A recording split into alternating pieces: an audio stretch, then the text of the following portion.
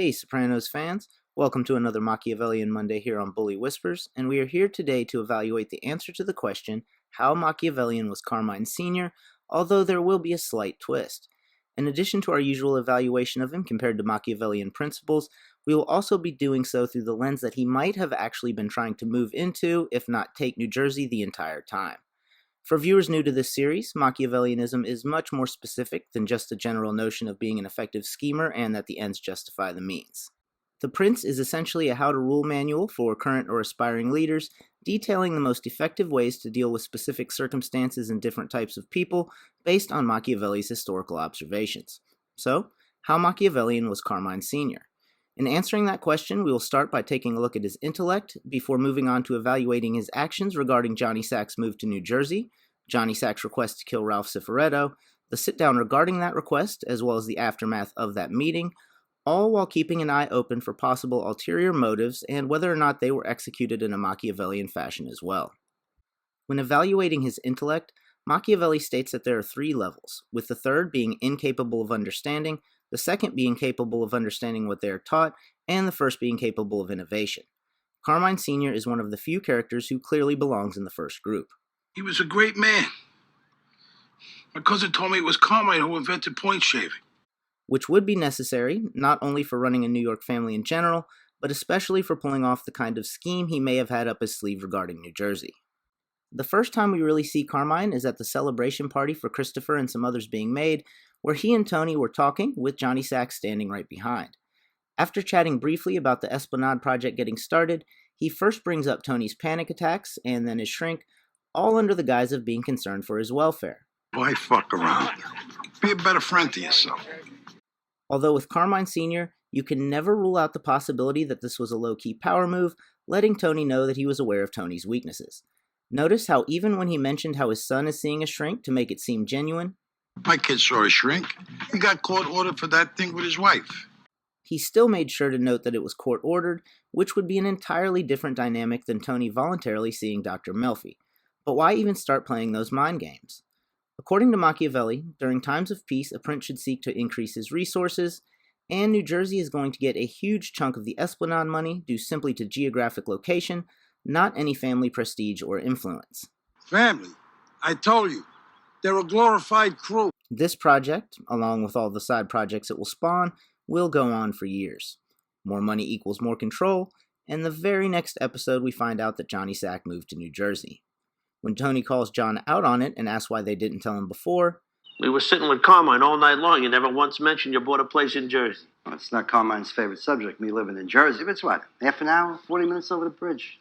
John responds with a vague, almost brush-off answer that implies that Carmine is upset about it. Now, assuming this is true and Carmine is upset, then he would be on firm ground for feeling that way. According to Machiavelli, a prince should be close so they can spot trouble quickly before it gets too big, and Johnny Sack being that far away from the area may present a problem in that regard. If this is the case, then the next time we see enough of Carmine to evaluate is when the conflict arises between Johnny and Ralph Cifaretto. However, Machiavelli also expresses that being on the spot is especially important when taking new territories, specifically those who are used to self-rule. In this particular instance, if he were trying to move on New Jersey, Carmine would never go for the mustache Pete, kill 'em all, take their stuff strategy, because it would cost lives as well as money. And Machiavelli warned that the expense of occupation may outweigh the benefit. When this is the case, he recommends sending a colony instead because it will offend the locals less, and though some may be a little uneasy, as long as their daily lives remain unaffected, they will go about as normal. At this point, Carmine would have to do a little puppeteering since he himself can't be the one to move to New Jersey.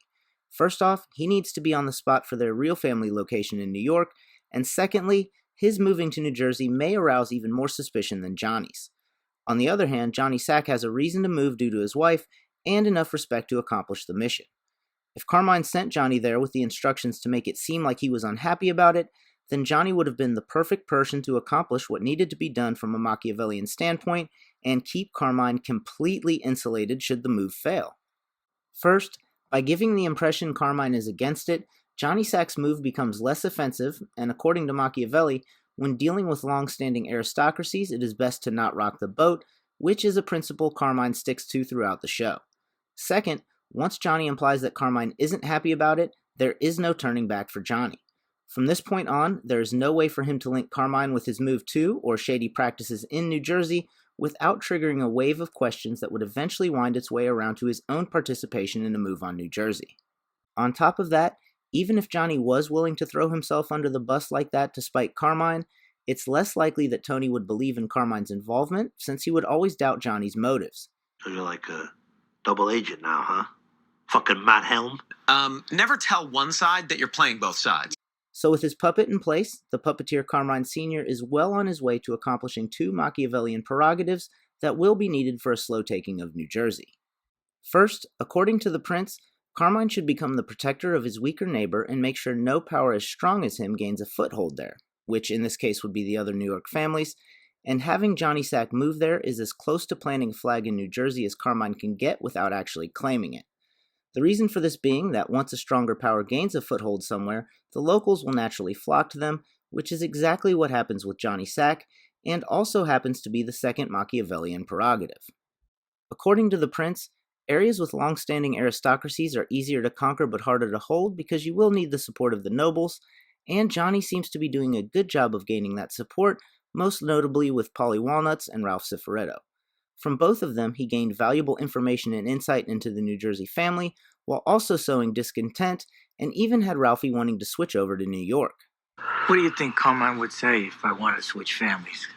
Come with you guys. Carmine doesn't know who you are.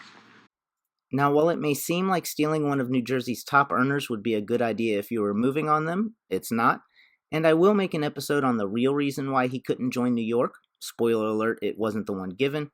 But for the time being, things were going well for Carmine and his puppet in New Jersey, until... Oh, speaking of 98 pounds, I hear Jenny Sack's getting a 95-pound mold taken off her ass.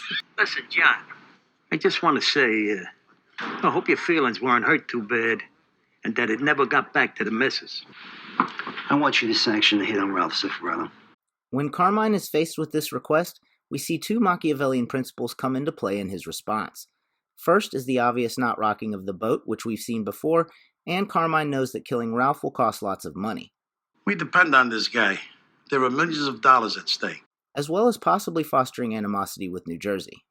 Second, according to Machiavelli, conflict cannot be avoided, only postponed to your benefit.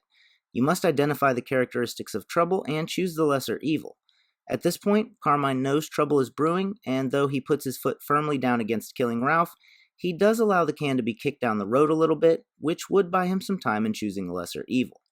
When Johnny walks out of the Fernandez paving meeting... I'm sorry, Carmine. I can't be in the same room with this man. Carmine knows this is a conflict that will fester, and a sit-down between the families is arranged. Going into this meeting, Carmine still has to uphold the no rocking the boat principle, but can't go overboard with it due to another. According to Machiavelli, a prince must act in the spirit of the time and place, which in this case is a mafia sit-down, and he is obligated to follow certain protocols, one of which is to have his capos back as much as possible. To that end, Carmine is very effective. According to Michael Francis, who reviewed this scene, link in the description, this would have been the end of it. If you weren't there, how do you know it's true? I'm not at liberty to say. More than that, he said no discussion would have even taken place, period, without Paulie being brought in. Yet even after being called out on that fact by Tony and Junior, Carmine still has Johnny's back and gets them to concede that it happened without the proof. Let's stick to the issue. A horrible insult was made against Jenny. End of fucking story. But he still firmly maintains his position that Ralph not be killed. Nobody's getting clipped. At this point, many fans have said that John should have been allowed to avenge his wife's honor, a sentiment that Junior shares, and even Tony seems to think he got shortchanged. Remember also how deeply hurt fucking Johnny felt over Carmine. Not backing him on those slurs against Ginny. Life's funny, huh? Carmine never made that right with John. Now, I'll get into why this may have been intentional on Carmine's part in a bit, but Johnny Sack may not have been shortchanged at all. One of the things Michael Francis mentioned when reviewing this scene is that this was not a transgression that would get you killed, even if they knew you did it. So Carmine is on solid ground in multiple ways when he puts an end to the discussion. It's settled, John. So either name a price or get the fuck over it. However, John's response was terrible and may have provided the catalyst for Carmine's seemingly abrupt change in behavior shortly thereafter. So when Carmine says that to Johnny, something that I'm telling you will never happen. Johnny's a cop of regime, Carmine's a boss. Johnny looks at him, dies out his cigarette, gets up and walks off the table. Total disrespect. And it's at this point that Carmine decides to have John killed, although that isn't the abrupt change in behavior I was talking about. John had shown himself to be the greater evil when it comes to keeping a steady ship, and also failed Machiavelli's test of a true servant when he put his own interest above those of Carmine's. So again, Carmine finds himself on solid ground when he decides to put an end to Johnny Sack's life, but it's in how he chooses to do it that the possibility of wanting to move on New Jersey comes back into play. Why ask Tony? Carmine has plenty of his own guys who would do it without any questions, and not that he needs one since he's the boss, but he has a reason due to Ralph's disappearance. Since no one had officially been held responsible for it, and John had open hostilities with Ralph prior to it, it would be easy for Carmine to pin it on John, say that he had been told specifically not to do it but did it anyway, so he has to go. The reason he may have asked Tony to do it is for the same reason many people think John asked Tony to kill Carmine. Both of them were setting him up to be a fall guy. If Tony takes out an underboss and Carmine pretends like he didn't tell him to do it, Tony is a dead man walking, and given the circumstance, Carmine could probably exert a lot of influence on who Tony's replacement would be. Except John quickly changes his mind, the hit is called off since that's the smoothest pass for Carmine, but the grudge still remains, and this is where we see the abrupt change in Carmine's behavior. From this point, Carmine stops being the one advocating for smooth transactions with New Jersey and becomes the one increasing tensions to the point that John has to switch back into being the voice of reason. Carmine goes from being unwilling to even disrupt cash flow from the Esplanade over the Ginny Sack joke to completely shutting the whole thing down over a dick pic, all of which crippled Johnny's wallet. And when it comes time to end the hostilities, he does the Machiavellian thing. According to the prince, a leader must above all things seek the reputation of a great man, and Carmine does this with an apparent act of generosity at the negotiating table. You know what? In the interest of putting this shit to bed, that's what it's going to take. 15.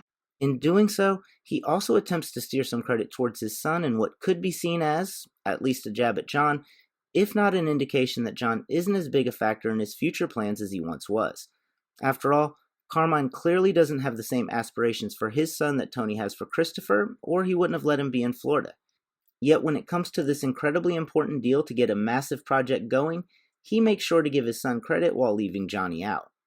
At this point, I have to bring up the story that John told about Carmine, where he was willing to wait years until someone wasn't earning as well anymore before killing them.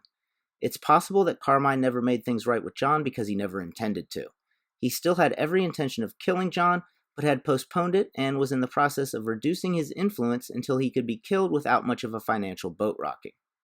What Carmine's ultimate goals were, we will never know because he died shortly thereafter, but whatever his actual stance was, he acted in a very Machiavellian fashion, so much so that he is arguably the most Machiavellian character on the show.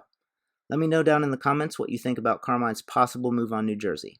Well, thanks for watching this episode here on Bully Whispers. As always, like, comment, subscribe, and I'll see you at the next score.